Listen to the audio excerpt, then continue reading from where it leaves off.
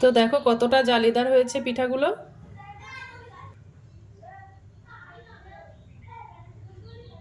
Hello বন্ধুরা, তো আমি আজকে আবার অন্যদিনের মতো নতুন একটা রেসিপি নিয়ে এসেছি। আজকের রেসিপি হচ্ছে গুড় চিতই পিঠে। তো এখন তো শীতকালের সময় পিঠা খেতে ভীষণ ভীষণ মন চায়, তো এই পিঠাটা আজকে আমি বানাবো। শেষ পর্যন্ত ভিডিওটা স্কিপ না করে পাশে থেকে দেখার জন্য অনুরোধ রইল। তো দেখো, এই এই চিতই পিঠাটা বানানোর জন্য দু রকম আমি চাল নিয়েছি। আতপ চাল নিয়েছি আর ভাত রান্নার যে চালটা ছিল ওই চালটা নিয়েছি। আমি 3 ঘন্টা জলে ভিজিয়ে রেখেছিলাম আগের থেকে, পরিষ্কার করে জলে ধুয়ে।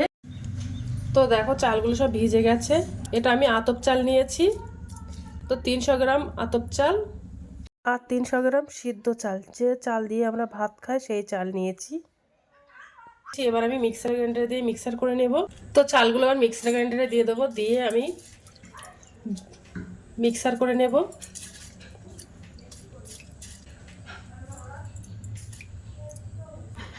ওর মধ্যে একটু জল দিয়ে দেব,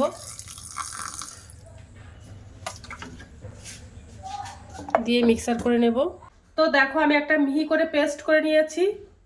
তো পেস্টটা একটা গামলাটিতে ঢেলে দেব। বাদ বাকি চালগুলো আমি এভাবে মিক্সার করে নেব। তো দেখো চালটা মিক্সার করা হয়ে গেছে, আর কতটা ঘন করে নিয়েছি। একেবারে নাও ঘন নাও পাতলা করে নিয়েছি। দেখো কত সুন্দর হয়েছে।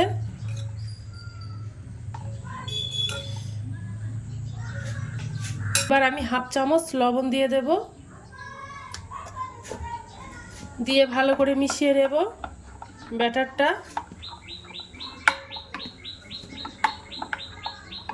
এবার আমি ওর মধ্যে খেজুরের পাটালি গুড় দিয়ে দেব।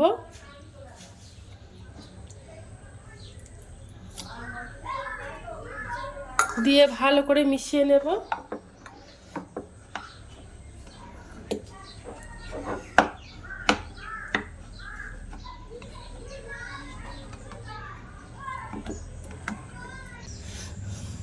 তো দেখো ব্যাটারটা বানানো হয়ে গেছে। একেবারে নাও হালকা নাও ঘন করে নিয়েছি, দেখো কতটা হয়েছে।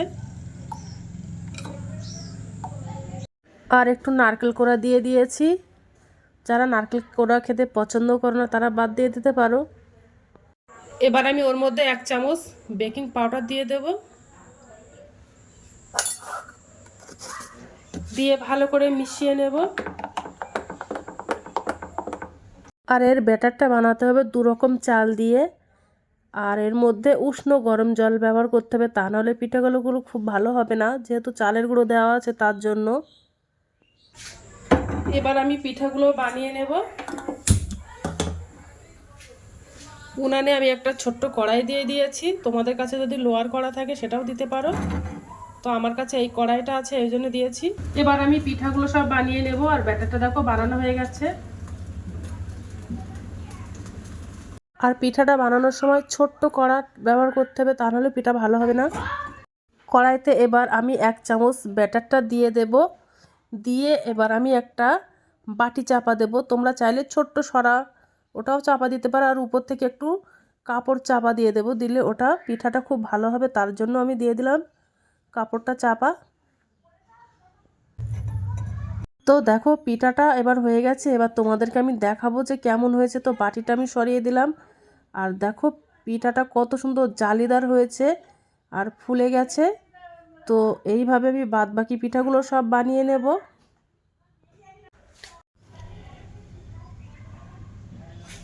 তো দেখো আমার পিঠাগুলো সব বানানো হয়ে গেছে, কত সুন্দর হয়েছে দেখতে, যেমন সুন্দর খেতেও কিন্তু অসাধারণ। গ্যাস চুলায় এভাবে পিঠাগুলো বানালে খুব সুন্দর হয়। দেখো কত সুন্দর লাগছে দেখতে। আমি একটু পিঠাটা খেয়ে দেখবো। তো অসাধারণ। তো আজকের দিনের মতো ভিডিওটা এখানে শেষ করছি। আগামী দিন আবার একটা নতুন ভিডিও নিয়ে চলে আসবো। তো টাটা বাই বাই, সবাই ভালো থাকবে, সুস্থ থাকবে।